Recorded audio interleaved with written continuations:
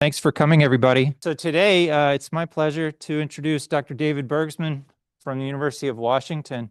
I was trying to remember where we met, probably at an AVS conference, but we both work in thin film materials, and Dr. Bergsman grew up just down the road in Richland, Washington, did his undergrad work at University of Washington, went to a school in the Bay Area of California, Stanford, I think, and got his PhD there, and is now back at University of Washington. Works in molecular layer deposition, which is the inferior version of atomic layer deposition, but it's still better than CVD. So we're both heavily involved in the Thin Films Division in the American Vacuum Society, AVS, and Dr. Bergsman was awarded the Paul Holloway Young Investigator Award from the Thin Films Division, which is one of their most prestigious awards, and also received the Emerging Leader Award from the Pacific Northwest chapter of the AVS. So I think we're going to be in great hands, and I'll turn it over to you. Thanks, Alton. I appreciate it. Good afternoon. It's so nice to meet all of you. I wanted this microphone because then I feel like a rock star, because I know this is the better look. As Elton mentioned, my name is Professor David Bergsman. I'm an assistant professor in chemical engineering at the University of Washington. And today I'm going to tell you about some of the work that my lab is doing related to semiconductor work, because I know that's pretty relevant to all of you with Micron just a couple feet away, really. Before I get to that, though, I just want to highlight all the awesome work that was done in this presentation, was done by the many graduate students and undergrads that I've worked with.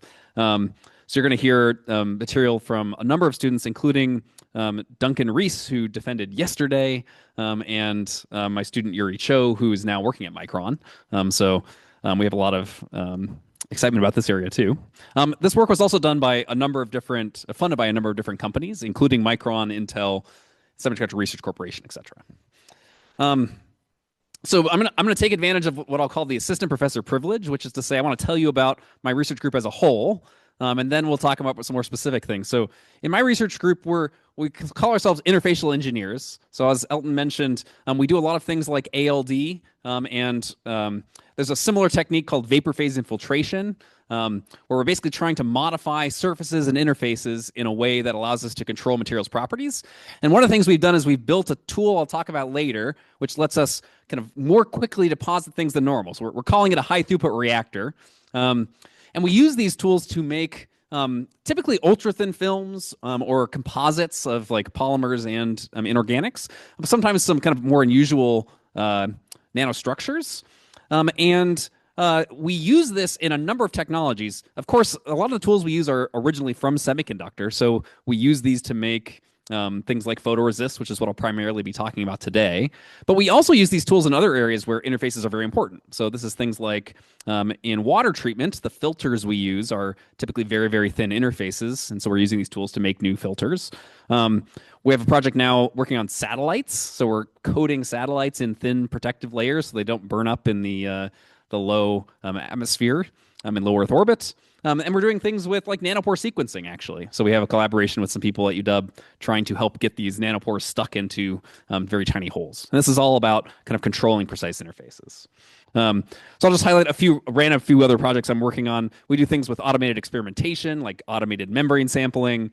We're working on low-K dielectrics. We have a lot of work in trying to upgrade existing membranes. So rather than just synthesize a totally new membrane and go to some company and say, hey, how do you want to get rid of your $200 million of capital equipment to make some new thing that you've never tried before? Instead of that, we're going to just buy their membranes, upgrade them a little bit, and then hopefully convince them that this is worth incorporating a small addition to their existing manufacturing line. So we're doing a lot of work in that area as well. As was mentioned, my lab does a lot of work in atomic layer processing, which I know many of you are familiar with, but I'm going to go through a little bit of detail just for the handful of you that are less familiar. So this is a set of tools that ultimately, so maybe I'll go back a second. These tools are used to modify interfaces with vapor phase reactants so that we can change their properties with sub-nanometer precision. And so the magic of these tools is that we take some material and we expose it to a reactant that we've intentionally designed the reactant in such a way that it doesn't react with itself. It can only react with the underlying material. And so the result is, if you say had a non-porous surface like a silicon wafer, you could only get at most like one monolayer on the surface of that material. We then get rid of any extra and we expose it to a second reactant that again can only react with the previous thing, not with itself. So we can get a second monolayer on the surface. And you could imagine repeating this process with 2 or more different reactants in order to coat surfaces, essentially one monolayer of atoms or molecules at a time. So it's a very powerful tool with very precise control.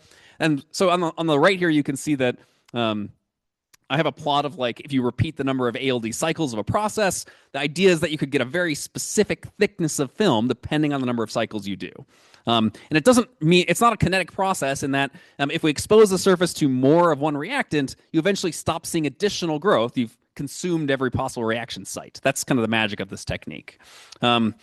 And similarly, we have to make sure we get rid of any extra, because if you have multiple reactants in the chamber at the same time, you'll get kind of a spontaneous reaction, CVD reaction, that it kind of leads to this uncontrolled growth. And we typically want that fine level of control. So ALD has been around since like it's been around for a long time, but it's been used commercially since about the 1980s. And at this point, we've used it for basically making every elemental material or metal oxide, metal nitrides, metal sulfides. It can be used for a ton of different things at this point, many of which are being developed here as an example. And when we think about ALD, we typically limit it to thinking about things that are purely inorganic, which is like a metal and an oxide or just a pure metal, etc. And as Elton alluded to, my lab does a lot of work in what we call molecular layer deposition. It's the exact same technique, don't be fooled. The only difference is that we're using monomers that are organic instead of purely inorganic, and everyone decided that that meant it was a totally different technique. So it's basically ALD but with organics, but the same principle applies. So we are going to take a surface and we're going to expose it to an organic reactant now that again doesn't react with the underlying surface. Same principle, we can repeat this process and grow films again with monolayer level precision, but now growing things more like polymers. Because of the nature of this process, this technique works particularly well at making, say, like step growth polymerizations. So that's things like polyamides, polyureas, anything where you have like an A monomer reacting with a B monomer. And so most of the chemistries that have been developed in MLD are based on that. But there's a little bit of work in some other areas. So people have shown that you can make conductive MLD films by using some oxidative reactants. You can use UV light to create cross-linking. Or what I especially want to highlight is there's a field of ALD and MLD called hybrid MLD, where you are combining the inorganic reactants with the organic reactants to create sort of a vast library of hybrid materials. And what I want to highlight is if you've never worked through the development of a new ALD process, I'm going to tell you now that the development of these processes can be quite slow. So typically so here's an example actually. When I was a graduate student, I made this new MLD process. No one had done this before. And we reacted this manganese precursor with this ethylene glycol, and we wanted to see if this could be used as a great catalyst for OER, so oxygen evolution reaction. So when you typically develop a process like this, you like expose your substrate to these alternating cycles and see basically how thick a film you can form, and that gets you this like growth curve. We then make these saturation curves to prove like, okay, if you keep exposing to one reactant, does it eventually stop? That's what you can kind of see there too. And we'll often measure what we call like a temperature curve to basically show like at what temperatures does this process actually work. And we did this characterization, and we even did some analysis with like chemical composition to show like these films. It turns out when you combine this metal and this organic reactant, the film tends to be water unstable. So when you expose it to water in the air, it slowly starts to degrade, and that leads to kind of this slightly different chemical structure. But we did find that this new material we created was more electrochemically stable during the evolution of oxygen, probably because we've incorporated this carbon that prevents restructuring. I'm highlighting this work purely to say the development of this process took about 2 years, which is quite a long time, really, if you want to develop a new process, especially if you're, say, working in an area where say as an example, you need to develop materials very quickly, like say in semiconductor, where we wanted to develop materials 10 years ago, and we still haven't figured it out yet. So if you want to speed up this development process, there are a number of different ways you could imagine trying to do that. One is you could basically design your reactor in such a way that you can collect lots of different kinds of data simultaneously. So for example, if we want to know how this process works at different temperatures, rather than running the process multiple times at different temperatures, we could imagine creating like a substrate where the temperature has a gradient on it. And then we just have to run the process once, and we can just like scan the properties over the, say, the surface of this wafer, as an example. That would be quite a bit faster. And that works really well if you care specifically about the temperature gradient. It doesn't work for other things. So there are other ways to get at, say, like processing parameters. So here I show an image of a quartz crystal microbalance or an in situ ellipsometer. So if we want to run this process is a vapor deposition process. We'd run it in a vacuum. If you want to run this process, you could put these tools inside the chamber so you can measure, say, the growth of the film as you increase the number of cycles of this process. That way you don't have to take it out every time. So when I showed that data before, each of those data points was a single data point. But you could use one of these tools and just do like a single process. You just deposit more and more, and you'd see the growth curve continue to increase. Like that would be much easier and more straightforward to do. So both of those work great if your objective is to scan processing parameters, but they are terrible if your objective is to try lots of different kinds of materials, which is often needed for both understanding what's going on in some film or in developing some new process. What would be great is if we had like an automated system. So there's a kind of a big, I'll go ahead and call it a fad. There's a big fad in the science community now where we're trying to do automated experimentation. It's really cool because you can imagine like building robots that have like arms that are going to do this measurement all of ourselves. And so here's an example. One of my students made this automated membrane testing robot. So it basically does automated pipetting to measure the diffusion through some membrane cells. Robots like this work great with liquids because you have a pipette that you can just move around to wherever you need it to go. But it wouldn't work at all for something like an ALD reactor because in these reactors, of course, these are vapors. So the vapor will take up all the available space that it has access to. So it's very difficult to prevent, say, cross-contamination between samples in the way that you can with just pipetting into different, say, cells of your 96-well plate. So this is kind of the inspiration for us behind why we need to find some new way to speed up the development of new ALD and MLE processes. And as I said, there are industries where we need this process to happen more quickly. So the example that I'm going to talk to you about today is in photolithography, which is, of course, very relevant with Micron being so close. I think you're all familiar with it, but I'll say it again just for completeness' sake. So in photolithography, this is the technology that we use to pattern the microchips onto, or sorry, the transistors and circuits onto microchips. For many years, so this process, maybe on the right, I'll say this process is the photolithography process. So we start with some substrate. Because we can't manually tweeze on each transistor onto our circuit, the circuits are too small. Instead, we use like a light as a technology to do this. So we'll deposit onto the substrate some photoresist material that's designed to absorb the light. It's like the photo paper, like a photograph. And then we will pattern that light with, pattern that photoresist with some light by shining it through some mask. And then depending on the properties of the photo paper, the photoresist, the paper will either become weaker or become stronger as a result of exposure to that light. And then you can basically remove the weaker of the two and be left with some pattern. And basically, we repeat this process some 50 times, and now you have a computer chip. That's kind of the photolithography process. For many, many years, this process used light that was on the order of like 193 nanometers.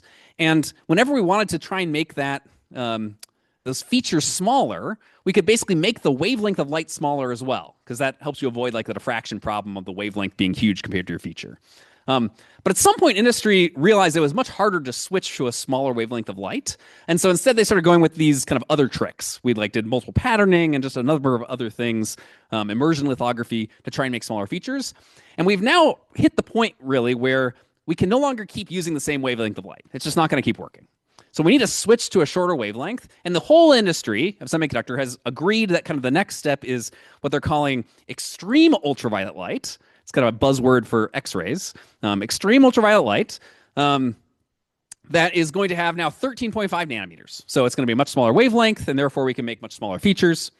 The challenge is, if you switch to these X-rays, EUV, the photo paper, the thing that's absorbing that light, will also need to change. So on the right here, you can see a plot of the photo cross section of a number of different elements to EUV, and you can see that the kind of typical photoresist materials, which are like polymers, so they have carbon, nitrogen, oxygen, those materials have very low absorptivity for X-rays.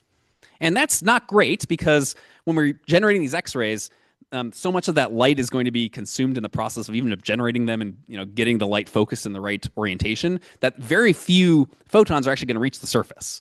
So we can't wait to continue to expose these samples for a really long time.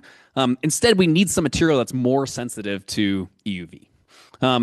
So we need photoresists that are not only going to be able to absorb this light, they also have to be very thin, it turns out, because if you can imagine if you make a very small feature, but it's a really tall tower, it's going to fall over. Pattern collapse, we call that. It also needs to be able to create high-resolution features. That's the whole point, to make smaller things. And it needs to behave like a photoresist. When you expose it to light, it changes chemical properties.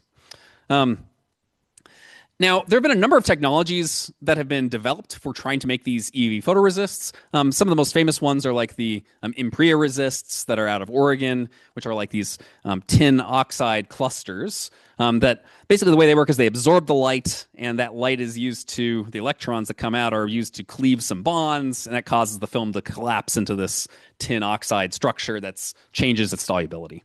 There are a number of different technologies that have been used in this space, and people continue to explore more. I know that Lam just developed this new CVD technology as an example. But myself and several other labs started to explore the use of this ALD process, or more specifically, this hybrid MLD process, for use in making EUV photoresists. So the idea is, hey, we needed a technique that can make thin films that contain both organics and inorganics. Hybrid MLD can do that. We can have great control over the types of metals we're working with, the organic functional groups. And you could imagine that playing with some of the metals we're using, playing with the organic reactants, could maybe allow us to tune things like the tolerance to etching, allow us to improve the fidelity of the features, etc. And kind of one other feature, this is maybe a little bit out here, but a lot of semiconductors is interested in doing this thing called area selective deposition, where basically, like, instead of patterning like normal, we deposit photoresist only in certain places. So where it's area selective, where we're patterning that photoresist. And it turns out this technique, this MLD technique, can be used in area selective patterning as well.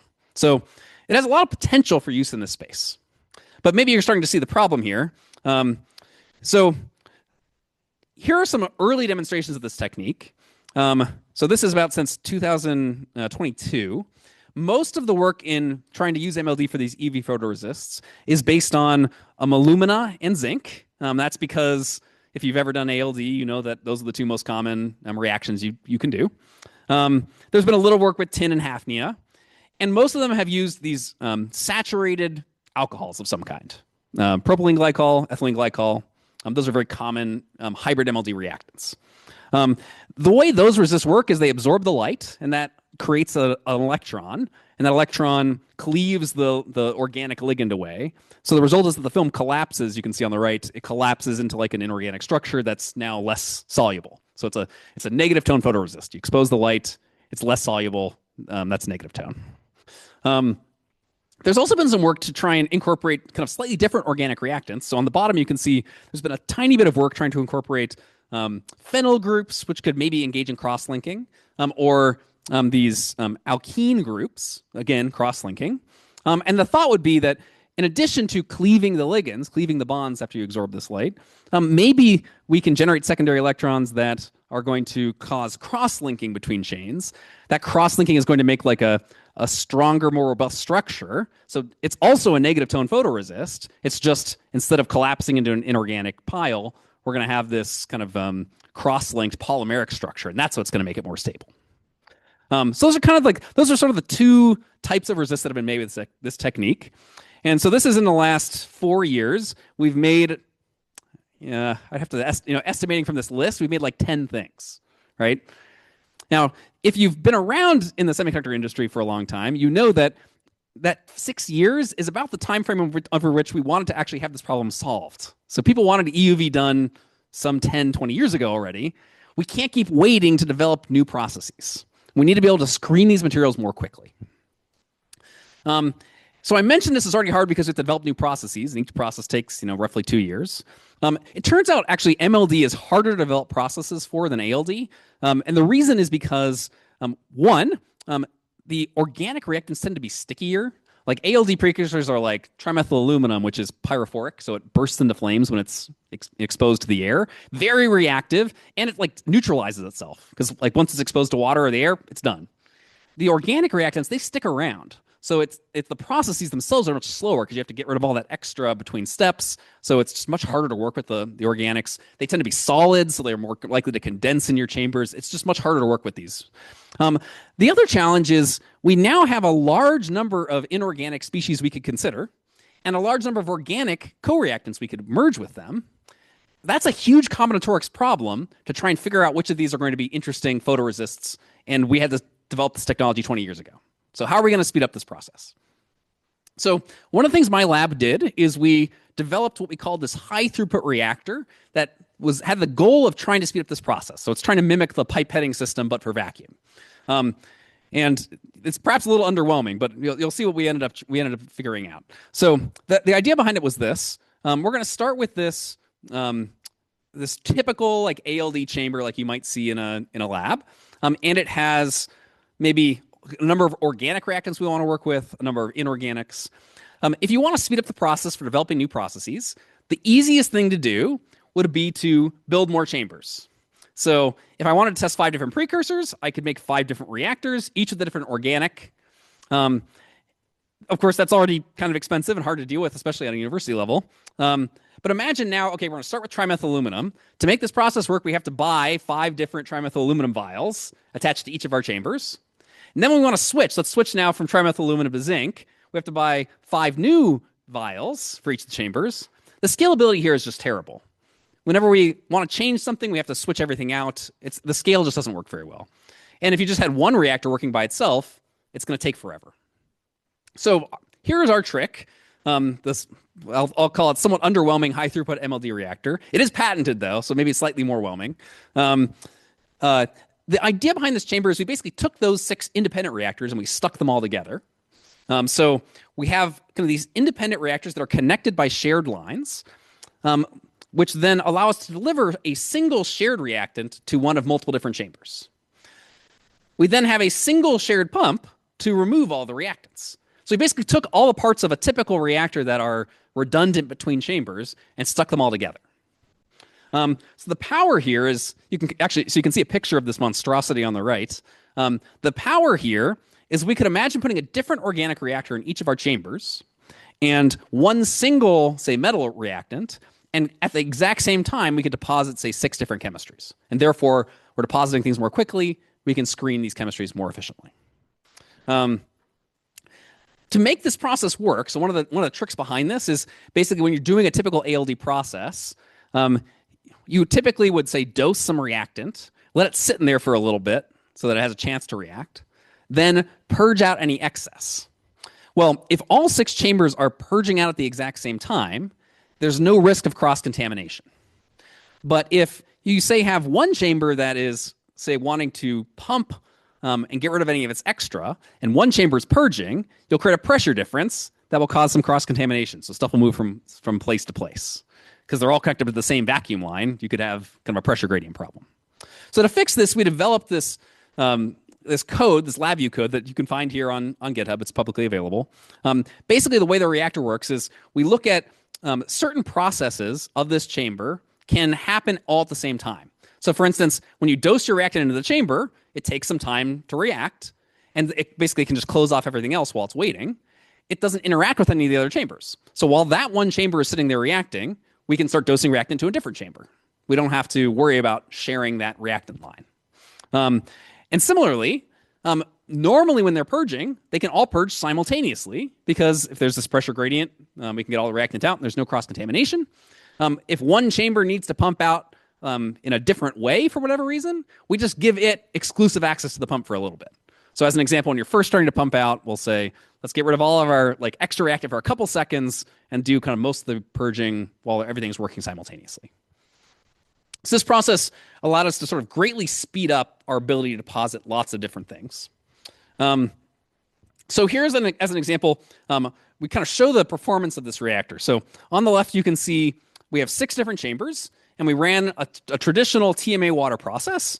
And we were able to show that we could use this reactor to grow basically 6 different trimethyl aluminum water films, aluminum oxide films, with roughly the same growth per cycle. There's slight differences between chambers, but it's pretty good. We also did a cross-contamination check. So if we deposit in one chamber, like chamber 1, and just leave like a blank sample in the other chambers, we can check to see, did we see aluminum in the other chambers, basically? And the answer is no. So when we try to get deposition in exactly one chamber, we only see it in that chamber. We prevent cross-contamination between systems. So I talked about like the 3 different ways we can speed up the process, right? We can have an in-situ system that lets us check for, say, growth parameters. We can change the temperature, and we could try and grow lots of different things. It turns out you could use the system for all of those. So on the left, you can see if I want to do a growth curve, instead of having an in-situ system, I could say have all the chambers running a different number of cycles. I wouldn't recommend it as the most efficient use of the system, but you can do this and get a growth curve that is consistent with literature. But of course, having an in-situ system would be a better choice. So we're not particularly competitive there. The second option would be something like the temperature gradient reactor, where we want to see how the process works at multiple different temperatures. Well, we can do the same thing here. We can set each reactor to a different temperature and measure its growth properties. Again, that's a little harder to use because maybe it's less easy to find a reactor with a natural temperature gradient that you can take advantage of to do that measurement in situ, but it's still something that other people can do. But the thing that this reactor system can do uniquely is we can do multiple different chemistries simultaneously, which is what you see on the far right. So each of these chemistries is deposited at the exact same time, which means we're spending a lot less time just waiting for the reactor to finish and a lot more time characterizing the material's performance. So that's basically what we started to do with this system. So our first interest was in trying to develop these EUV photoresists. To start with this, we basically want to screen through a number of different reactants in the hope of learning something about what makes a reactant good or bad for EUV photoresist capabilities. We started with trimethyl aluminum because you have to if you're doing an ALD process. That's like the most common ALD precursor, and we wanted something to compare against. We worked with diethyl zinc for very similar reasons, and we threw in a tin precursor as well because tin is similar to these tin oxide clusters done by Ampria. It's a very common resist material. My student Duncan then took 6 different organic reactants that we thought would have slightly different behaviors when exposed to light. So as an example, ethylene glycol is fully saturated. So if it's going to work as a resist, it's got to work with some like bond cleavage mechanism. We then incorporated a couple of linear unsaturated molecules because our thought was, well, maybe these are going to cross-link somehow, and that's going to improve their sensitivity. Maybe they don't need as much energy to cross-link as they do to cleave these bonds. We incorporated a phenyl group because a phenyl cross-linking mechanism is very different than an unsaturated cross-linking. And then this last one is we moved from both kind of these linear molecules to this somewhat non-linear molecule because there's some work that actually I did in my PhD where we showed that during an MLD deposition, these organic reactants can tend to, your thought maybe is that you do a single layer of alumina and then a single layer of ethylene glycol, and it's just like this perfect sandwich of layers. It turns out it doesn't look like that at all. All the evidence we have so far suggests it's like a plate of spaghetti. Like things are going in every direction. It's completely uniform in each reactant's consistency. But we did find evidence that these organic reactants tend to align themselves a little bit during deposition. So our thought was, maybe these linear reactants are more likely to align themselves together, which will make it easier to cross-link than, say, these non-linear molecules, which might be a more amorphous structure or something. And maybe that's good, that they'll cross-link more easily, or maybe it's bad because they'll be more crystalline and that will ruin properties. But this is sort of how we selected the various reactants we were going to work with. And then all we have to do is run them all. So here's, again, that high-throughput reactor lets us deposit all these different chemistries simultaneously. And this is 3 separate runs because we have 6 chambers, but it only required swapping that one a precursor on the shared line, which was much easier for us. And basically, we just try to get growth. So if you've ever done this MLD process, I think I mentioned earlier, like there's this saturation that you try and achieve. We're not trying to do that here. Achieving that saturation, that like perfect MLD growth, no CVD, is part of what made the process slow in the first place. We don't want to spend 2 years developing this process. We want to find materials of interest first, and then once we found something interesting, we want to go back and then optimize that further. But at the beginning, we just want to make a bunch of materials and see how they perform. So these are not an optimized growth per cycle, but it does show that we can deposit all of these different chemistries with both zinc, alumina, and tin. So then we had to try and find ways to down select from these 18 different chemistries. So one of the first things we looked at was stability in air. I mentioned that each of these hybrid organic-inorganic films tends to be water reactive. That's because the water will sort of react with the, so if you have like alumina, oxygen, carbon in the structure, it'll break this like aluminum, oxygen, and oxygen carbon bond when it's exposed to water. And so we basically want to say, well, are these films stable in air? So here you can see a plot for both the tin cones and the zinc cones, or sorry, excuse me, the alu cones and the zinc cones. And let's start with the zinc. So the zinc is in this. I'm slightly colorblind, but I think it's a green. My student picked the color scheme.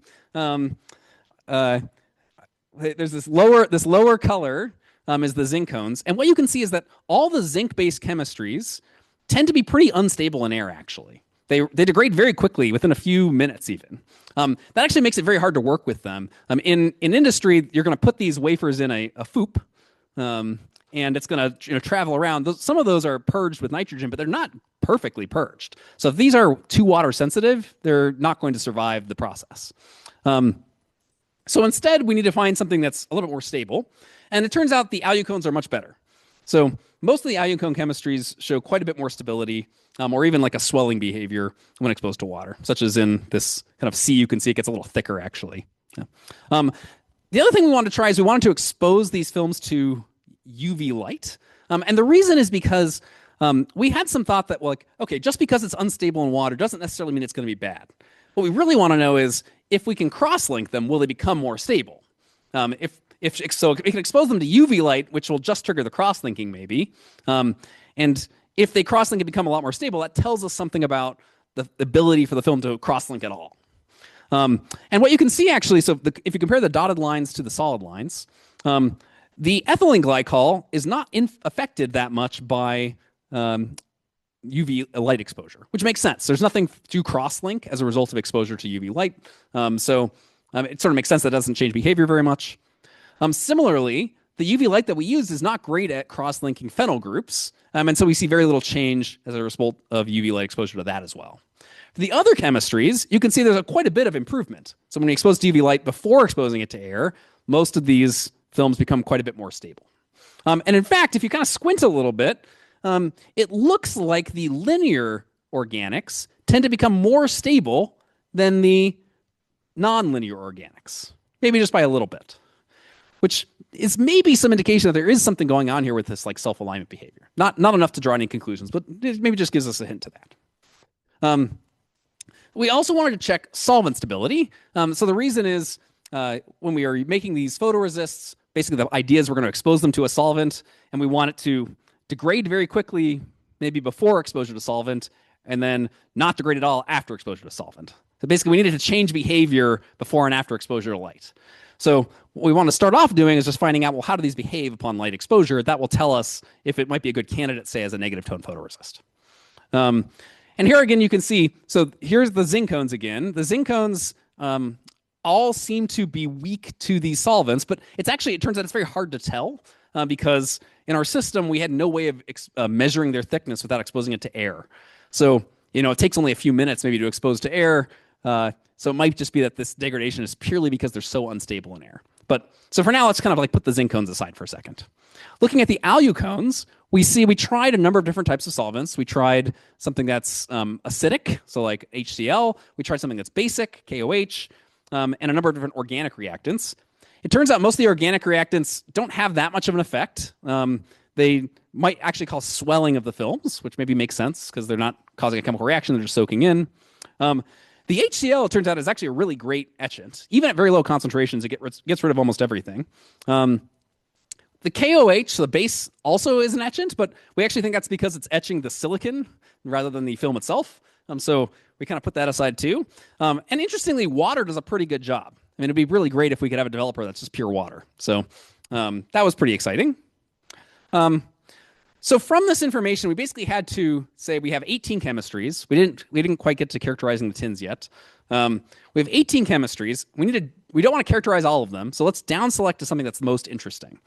From this, we decided to go forward with the trimethyl aluminum and this BTY, we called it. It's a 1,4-diol butane. We chose this one because it has some very interesting solvent behavior. So it kind of does start to degrade just a little bit in some of these other solvents, which is slightly different than many of the other chemistries. So that kind of made it interesting. It was both pretty stable in water, but also it stabilized quite a bit by UV light, which sort of suggests that it's going to have some patterning behavior maybe when we expose it to E-beam or EUV. And it also grew pretty fast. So from just a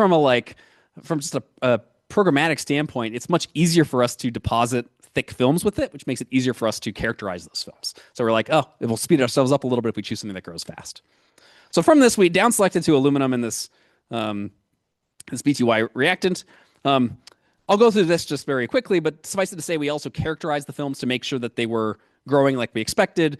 Based on our XPS and FJR analysis, it seems as though we're getting like a 1-to-1 aluminum diol relationship with maybe a little bit of oxidation that is coming through because of exposure to air on the way to the XPS. Similarly, we did FTIR, where we saw peaks that we thought were going to be consistent with this aluminum diol type chemistry. So I guess on some level, kind of the next thing to do is just to check how good it is as a photoresist. Unfortunately, we, like many universities, don't have access to an extreme ultraviolet system that costs like $400 million. And so we turn to the next best thing, which is E-beam lithography. At the very least, E-beam is going to generate secondary electrons that can do some of these cross-linking behaviors. So it gives us some sense of how the films might behave in actual EUV. So we deposited films that were like 50 nanometers, and we then exposed it to kind of increasing concentrations of E-beam. And what we saw just visually is a transformation of these films to this slightly higher intensity square. And then from there into a darker square at higher intensities. If you're an SEM person, one thought you might have is, well, the lighter square, those are typically things that are less conductive. So maybe it's becoming more of an oxide or less conductive as a structure, or perhaps even it's just it's sticking out a little bit. That tells us something, though, about there's a difference in between that and its nearby structures.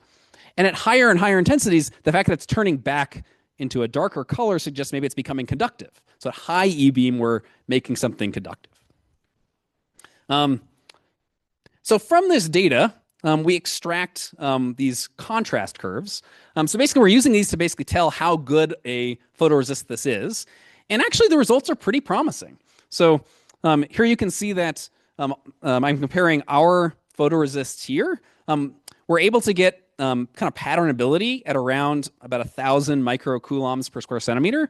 And that's one of the more sensitive MLD films that have been published. Our film had like a 50% conversion at about 1,000 microcoulombs. Well, the ones based on hydroquinone that have been published are like an order of magnitude greater, or order of magnitude less sensitive, let's say. It takes an order of magnitude more light or more E-beam to get them to pattern. And we think, again, that's because this unsaturated bond is more easily able to cross-link, maybe, than this benzene ring, which takes a lot more energy.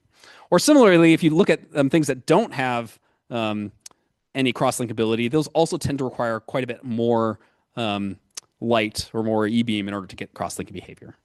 So it turned out that this aluminum BTY chemistry was not only one of the more sensitive chemistries that have been published, but it also required a lot weaker of an etchant. So here we're etching our films with 5 and 10 millimolar HCl, but most of their chemistries are using 3 molar, like 2 orders of magnitude stronger etchants to get the same sorts of behavior. So that's pretty awesome. We're making something pretty sensitive to light, and also pretty easily etched with a much safer etchant. So here I just show, it's a classic thing if you're going to make photoresists, we try to pattern something. So here you can see some features, and we're able to make line widths that are actually pretty good. So these are 15 nanometer line widths. 15 nanometers is about the limit of our E-beam system. And I will say, we're also not experts in patterning, we're materials people. So I have a feeling that if someone who knew what they were doing, that wasn't us, was actually doing the E-beam and doing this development, could probably make slightly better features even. But even with just this, we're able to get line edge roughnesses that are like 6 nanometers and features that are as small as 10 nanometers or 15 nanometers, which is pretty good. So just kind of briefly in summary, I'll say that we kind of are able to use this high throughput tool to quickly screen through a number of different chemistries. We're not trying to figure out everything about them. We just want to make the most interesting chemistries, characterize those in much more detail. From this approach, we found a specific chemistry of interest that seemed the most, like the most promising. It was this aluminum BTY chemistry. When we patterned it, we're able to see it actually has pretty good performance compared to most of the other published literature in this specific type of resist. So from here, we're basically, I'll add a couple of extra thoughts.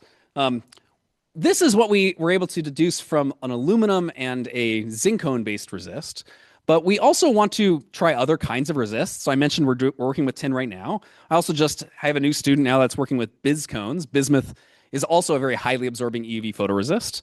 And it turns out it's actually very chemically stable. So unlike the zincones and alucones, bismuth films tend to be much more air stable, which is great because that means we're going to be able to use them and ship them places and try other stuff with them.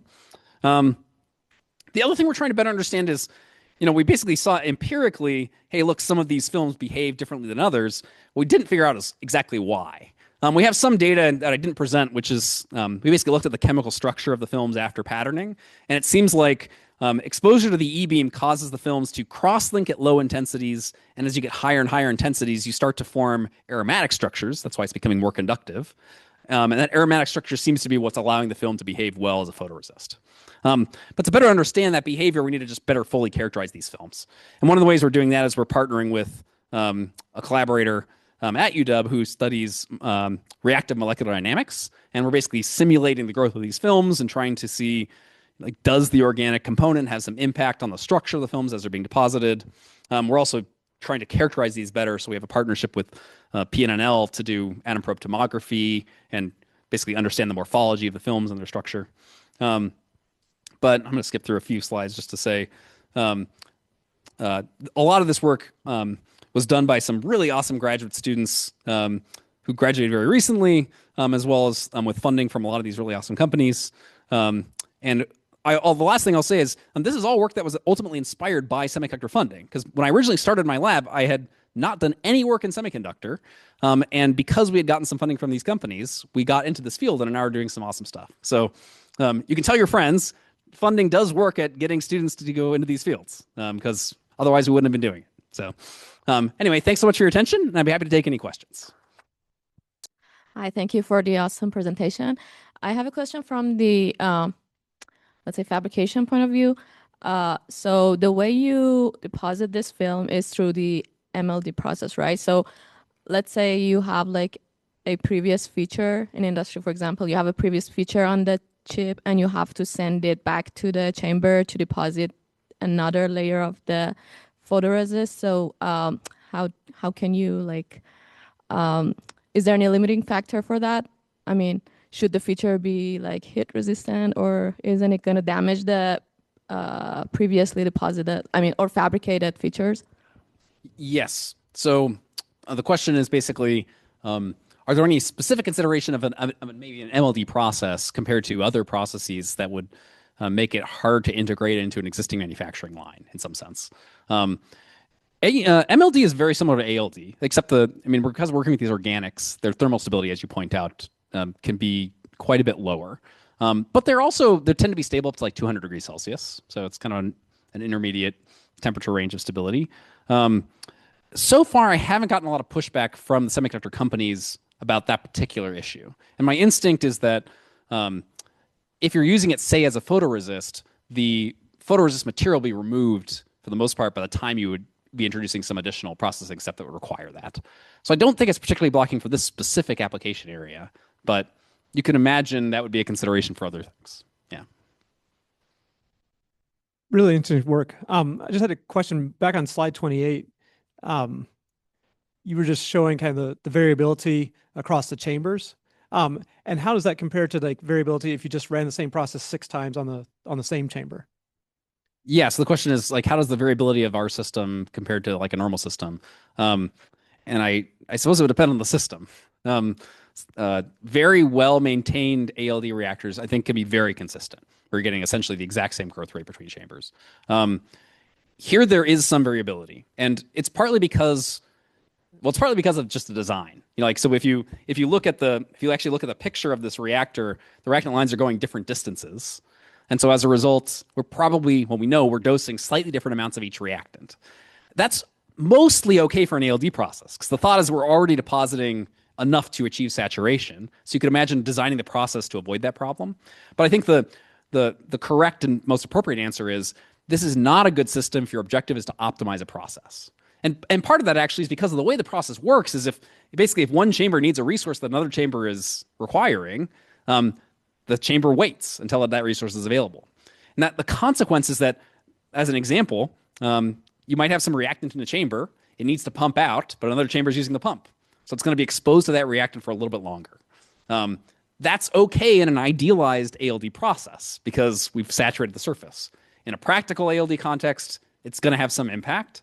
And the result is, I don't think you can really trust this from an optimization of a process standpoint. And each chamber is, I mean, this is true of ALD in general. Each reactor is different. So, yeah, I think that a well-maintained system would do better from a reliability standpoint. Yeah. Thanks for a great talk. To function as a resist, it's also then gonna have to be a barrier to however removing the layer below. So is that a next step in kind of looking at this material? Yes. So the question is, are we concerned about, or have we thought about kind of the next step in the processing, which would be etching it or using it as the etch barrier for the subsequent steps? And the answer is we have not specifically looked at it yet, but based on the stability data that we've seen so far, we're optimistic that it will work for certain kinds of etchings. Yeah, because it's kind of a counter to the ease of etching might mean it doesn't hold up to whatever you need to do to the layer below. Absolutely, yes. So I think the good news is that after we've patterned it, it's far more stable. Yeah, but we haven't tested the full limit of that. Yeah. Thank you for the talk. When you pattern the photoresist, and then you're dealing with the very tiny trenches of the pattern, were you able to look at the line edge roughness so you can see that your patterning is actually working with this photoresist? Yes. So the question is, were we able to look at the line edge roughness, especially in the very fine features? Yes. And the answer is yes, but I don't entirely trust it. So I think I showed somewhere in here. One of these slides is so we did measure the line edge roughness. As a rough average, but again, right now we have a measured line edge roughness in the smallest of features of about 6 nanometers or so. I don't entirely believe it because I think that the process of optimizing this as a photoresist requires quite a bit of time to figure out the correct exposure of the e-beam, the concentration of the etchant, etc. So my hypothesis is we could actually do even better because I think my student Duncan, who was doing this, learned to do the e-beam in 3 months or so. So I think someone who has a lot of expertise is probably going to do a lot better. Yeah. Thank you. Other questions?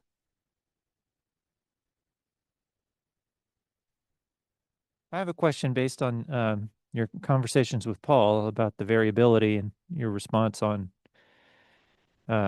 assuming that it's okay to go to saturation, right? do you know that your dose times and everything's are likely to be in saturation or because of the scheme? I'm wondering like if you had subsaturation in and under-coordinated films and like the impact of that. Yes. So the question was basically, how do we know that we've achieved saturation in light of the fact that it's kind of necessary to avoid the optimization problems? And the answer is in developing the process, I showed a bunch of like growth per cycles that we took.